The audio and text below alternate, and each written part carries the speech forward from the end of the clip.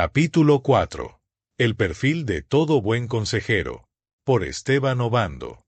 Cuando hablamos de consejería cristiana, el consejero no solo debe conocer cosas de orden técnico, sino que además tiene una carga extra que va de la mano con la espiritualidad. Recordemos que el objeto de nuestro trabajo son las personas. No hay, ni habrá, algo más importante dentro de nuestros ministerios. Es por eso que se hace indispensable asegurarnos de ser la clase de persona correcta para atender las necesidades de cada adolescente al que nos toque servir. He aquí una lista, no exhaustiva, de características que los consejeros cristianos deberíamos cumplir. Cada una de ellas debe de ser estudiada, interiorizada y después trabajada. Y la mejor forma en que uno puede hacer esto es al lado de otras personas. No dejes nunca de estar cerca de personas que sepan más que tú. La Biblia misma nos recuerda que el hierro se afila con el hierro, y el hombre en el trato con el hombre. Proverbios 27:17. Así que el consejo es simple: no trabajes solo. Entrénate y ten los ojos abiertos para aprender de aquellos que han caminado un poco más que tú. Siempre hay espacio para seguir creciendo y ser cada vez más efectivos con aquellos a los que ayudamos. 1. El buen consejero conoce su audiencia. Este principio surge del ambiente de pedagogía, donde, si el maestro conoce a sus alumnos, entonces puede ayudarlos de la mejor manera. Cada estudiante aprende diferente de acuerdo a su edad, género, trasfondo cultural y social, y aún dependiendo de la forma de enseñanza. Y el caso no es distinto en nuestro trabajo. Es necesario conocer las generalidades de los adolescentes, así como también los detalles propios del chico que nos escucha. Y aunque los detalles particulares de cada chico o chica tendremos que descubrirlos en cada caso, hay ciertos factores generales acerca de la etapa de la adolescencia que no podemos dejar de conocer si queremos ayudarlos. El cambio físico es uno de ellos. Es el cambio más evidente en esta etapa. La adolescencia viene después de la pubertad, que es el punto en el que los cambios físicos llegan a un máximo, marcado por señales de madurez sexual. En las chicas, por la menarca, primera menstruación, y en los varones, por la presencia de espermatozoides vivos. La adolescencia, entonces, es la etapa del desarrollo que sigue a la pubertad y en la que se producen una serie de cambios físicos y psicológicos. Saber esto es muy importante, ya que muchos de los problemas de los chicos y chicas vienen en realidad a causa de estos cambios físicos. La misma palabra, adolescencia, viene del latín adolecere, que literalmente significa experimentar el dolor de crecer. Al ser este un proceso doloroso, el adolescente necesita ser acompañado por personas más maduras que él o ella. Los jóvenes y adultos tienden a ver esta etapa como un tiempo de inmadurez y baja autoestima. Pero recordemos que los consejeros efectivos se ponen en los zapatos de los aconsejados, sin perder la perspectiva objetiva. Si estas situaciones y cambios físicos afectan tanto a los adolescentes, debemos tomarlo con la seriedad que tiene. Debemos entender que el adolescente no está viendo la situación, ni tiene por qué hacerlo, desde nuestro punto de vista, sino desde el suyo propio. Al aconsejar, asegúrate de considerar la posibilidad de que las preguntas o situaciones que traigan tus adolescentes tengan que ver con los cambios físicos que están experimentando.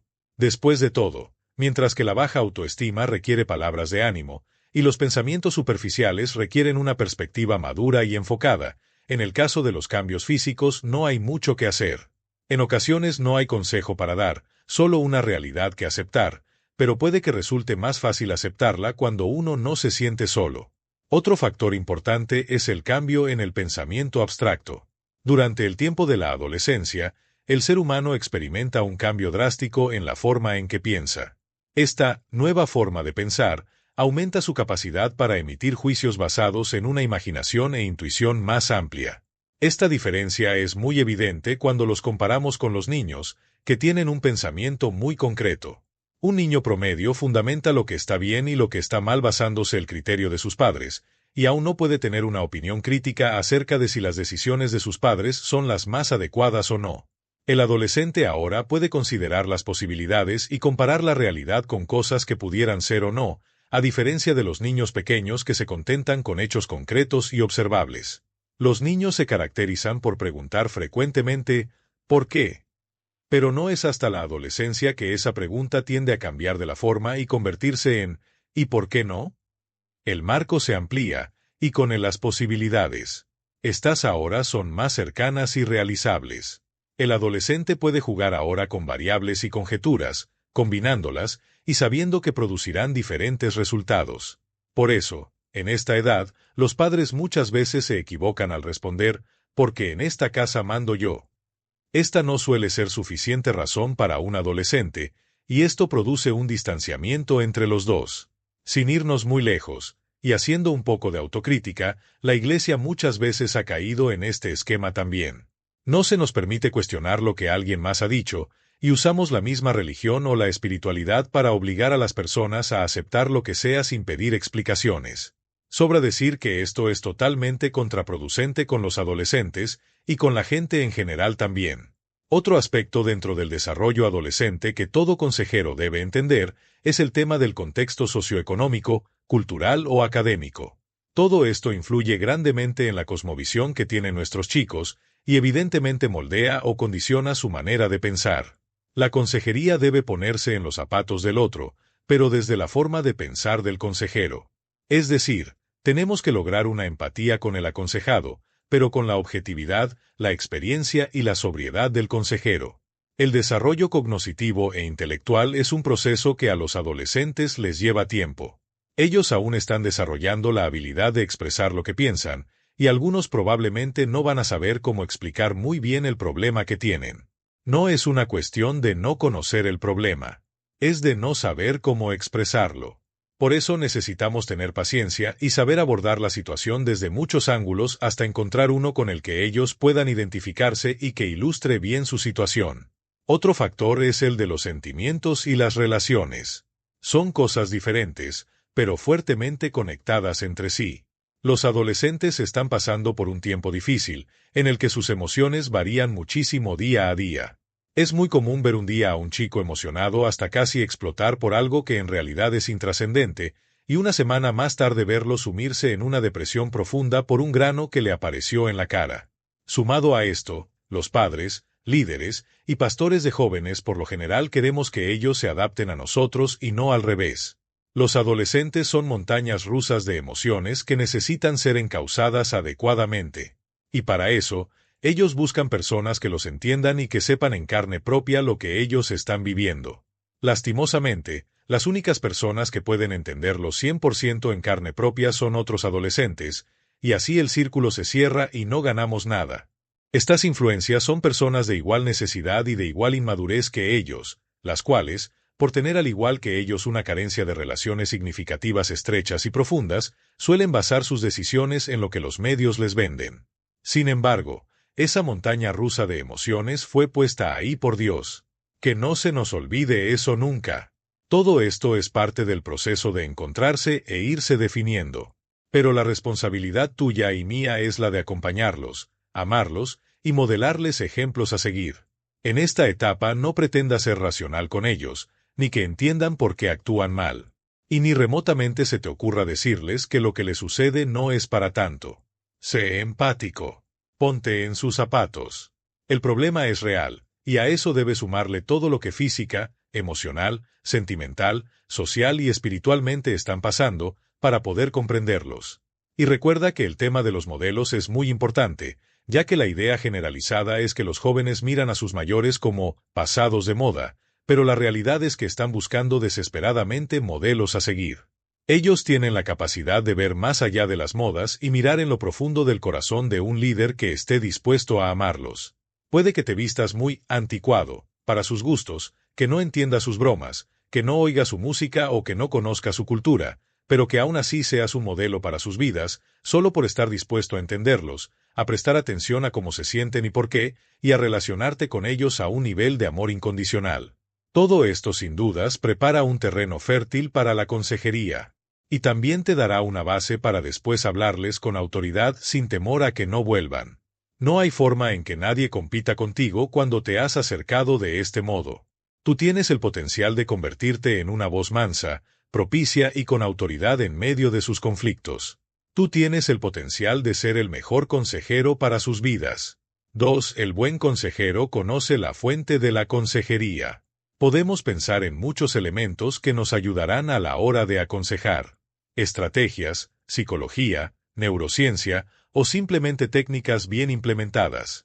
Pero nada se compara con conocer la fuente misma de la consejería, Jesucristo. El famoso profeta Isaías nos recuerda uno de los nombres no tan conocidos de Jesús, cuando dice: «Porque nos ha nacido un niño, se nos ha concedido un hijo, la soberanía reposará sobre sus hombros, y se le darán estos nombres: Consejero admirable». Isaías 9, 6, 7. La idea aquí es que una persona, después de ir a la clínica de consejería de Jesús, saldría diciendo: «¡Wow! ¡Qué consejero!». Es justamente por eso que conviene tanto conocerlo a Él, estudiarlo, analizarlo, y copiar cuantas más cosas puedas de Jesús. No vamos a ahondar demasiado en este tema porque ya hay muchos buenos libros escritos acerca de la espiritualidad creciente y fervorosa. Sin embargo, permíteme darte una tarea que potenciará mucho la forma en la que miras la consejería de Jesús. En primer lugar, toma en cuenta que cualquier intervención de Jesús con alguien más es un tiempo de consejería. Y no digo esto a la ligera. La consejería tiene que ver con el intercambio de ideas y perspectivas entre una persona y la otra. Observa a Jesús, el Hijo de Dios y consejero admirable. En la vida de Jesús no encontramos ni un solo caso en que él buscara ayuda de nadie. Por otra parte, si vemos muchísimos casos de cómo la gente lo buscó y cómo él interactuó con los demás. Toma un cuaderno y un lápiz, y ve estudiando caso a caso la forma en la que Jesús abordaba a los demás como consejero. ¿Qué tipo de preguntas hacía? ¿Qué tan profundo iba con uno o el otro? ¿Qué respuestas o instrucciones les daba? Anota todo lo que vayas descubriendo, y luego reflexiona sobre tus notas. Jesús tiene mucho para enseñarnos. Estudiémoslo. 3. El buen consejero conoce las técnicas básicas. Conocer a tu audiencia y conocer la fuente de la consejería es un avance gigantesco. Pero permíteme darte un consejo más. Es bueno que como consejero conozcas las herramientas básicas para la consejería. He aquí algunas de ellas. Aprende a preguntar. Esta será una excelente forma de llegar a entender la situación. Imagínate que te piden que armes un rompecabezas de 2000 piezas y solo te entregan 300 piezas. Necesitarás conseguir las demás para poder cumplir el objetivo de armar el todo. En la consejería, la pregunta es la forma mediante la cual conseguimos más piezas. Entre más información poseas, más fácil te será dar respuestas acertadas. He escuchado a demasiados consejeros dar malos consejos y luego decir: «Es que yo no sabía nada eso». Mi respuesta a esto es: pues deberías haberlo sabido. Y las preguntas son la forma de saber. Además, las preguntas te ayudan a ordenar las cosas que el joven te dice. Si eres nuevo en esto, permíteme anticiparte que las sesiones de consejería no siempre son ordenadas ni sencillas de entender. El consejero es el responsable de aclarar las cosas. Y, de paso, esta claridad que traes al tema, con solo hacer las preguntas correctas, le ordenará en la cabeza al muchacho su propia situación, lo que más adelante facilitará la búsqueda de las respuestas que él necesita. Jesucristo utilizó constantemente esta técnica. Él hizo muchas preguntas. ¿Por qué dudaste? ¿Tú qué opinas, Pedro? ¿Dónde está su fe? ¿Qué está escrito en la ley y cómo la interpretas tú? ¿Quieres ser sano? Mujer, ¿por qué lloras? Pedro, ¿me amas más que a estos? Y muchas, muchas más. Al preguntar, Jesús no solo buscaba adquirir información, sino que ponía a las personas a pensar sobre sus propias situaciones. Aprende a escuchar. La Biblia nos recuerda un elemento central: escucha. Mis queridos hermanos, tengan presente esto: todos deben estar listos para escuchar y ser lentos para hablar. Santiago 1:19. Si eres como yo, comprenderás perfectamente lo difícil que resulta esto. Cuando oigo acerca de un problema, mi cerebro automáticamente empieza a pensar opciones para resolverlo. Eso es un error gigantesco en la consejería. ¿Por qué razón? Porque una vez que empiezas a resolver las cosas en tu cabeza, dejas de escuchar. Y, si recuerdas el punto anterior, al hacer esto dejas también de acumular piezas para tu rompecabezas. Si tienes problemas en ordenar lo que tu cerebro piensa, ten a mano un lápiz y un papel, y anota las generalidades para volver a ellas una vez que termines de escuchar. Pero asegúrate de tener el permiso del aconsejado para todas estas cosas. Me he metido en problemas y he ofendido a algunas personas por no haber pedido permiso para tomar notas. Identifica el verdadero problema. Esta técnica suena sencilla, ¿verdad? Pero piénsalo por un momento. ¿Es siempre el problema lo que el joven te dice que es el problema? La respuesta es que en más de una ocasión los jóvenes vienen a ti buscando resolver problemas que no son en realidad problemas, pero que sí reflejan situaciones problemáticas más profundas. Es entonces tu deber ir más profundo y ayudar en aquellos temas donde se origina todo. En este punto necesitamos ser muy perceptivos y distinguir las necesidades sentidas de las necesidades profundas. Por ejemplo, puede que una chica venga a ti muy dolida por el rompimiento con su novio y que la solución para su problema, según ella, sea arreglar la relación y volver con él. Ella sinceramente cree que esto sería lo único que podría volver a hacerla sentir bien. Pero lo que podríamos descubrir por medio de algunas preguntas y de una buena observación, tal vez nos revele que hay situaciones de dependencia enfermiza de esta chica con su exnovio, y que por eso ella solo contempla una opción: regresar. Esa es su necesidad sentida, la falta de su novio. Pero a través de un análisis más hondo podrías descubrir que su necesidad profunda es su baja autoestima, la falta de figura paterna saludable o una búsqueda de identidad distorsionada. Hay muchos otros ejemplos que podría darte.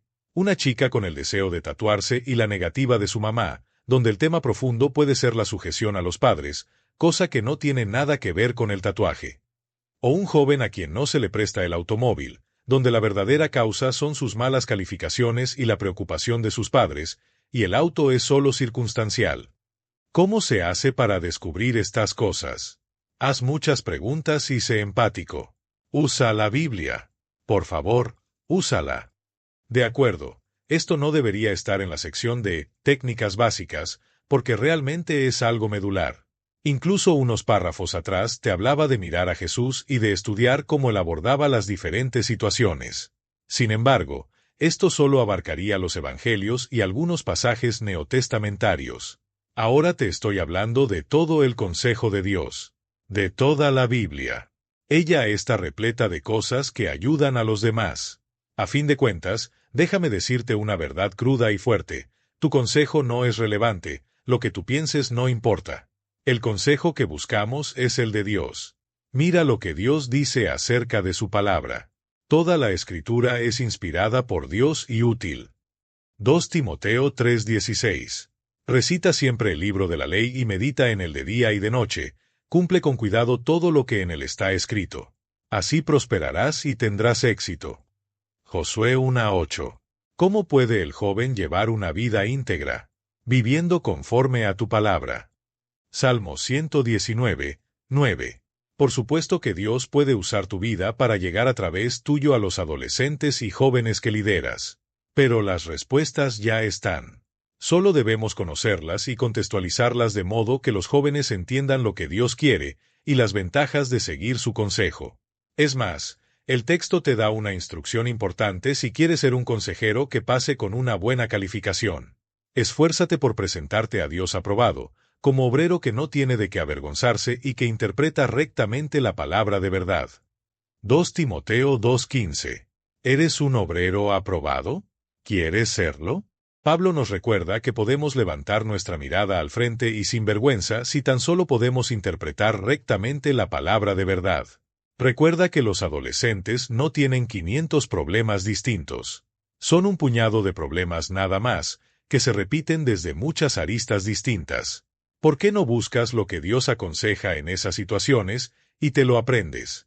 Tu consejería adquiere un peso importante cuando son las palabras de Dios las que abundan en ella, y no las tuyas propias. Ánimo. A leer, aprender, memorizar. Es parte de tu responsabilidad. 4. El buen consejero conoce la dinámica de los padres. La adolescencia es un periodo conflictivo. Esto afecta directamente al adolescente, pero también a toda su familia cercana. Durante este tiempo se atraviesan muchos cambios y transformaciones. Existía una relativa estabilidad familiar durante la niñez, la cual ahora se ve amenazada. Y esta desestabilización, que sienten tanto el adolescente como su familia, genera conflictos y problemas que salen a la superficie de diversas formas. La sociedad y la cultura también juegan un papel importante, ya que el adolescente está tratando de integrarse a ellas, adaptándose pero a la vez iniciando una búsqueda propia de interpretaciones del mundo que no siempre son las mismas que buscaron sus padres. Este es uno de los motivos más frecuentes de conflicto en la relación adolescentes/padres. Y es que en casi cualquier circunstancia se puede distinguir claramente la mentalidad conservadora retrógrada de los padres, según dicen los adolescentes, y la mentalidad libertina moderna de los hijos, según dicen los padres. Es por eso que en este tiempo la negociación se vuelve una práctica usual. Y esta es una experiencia nueva para todos. El hijo nunca antes tuvo esta oportunidad que ahora se le permite, y los padres jamás tuvieron que lidiar con situaciones de igualdad frente a sus hijos.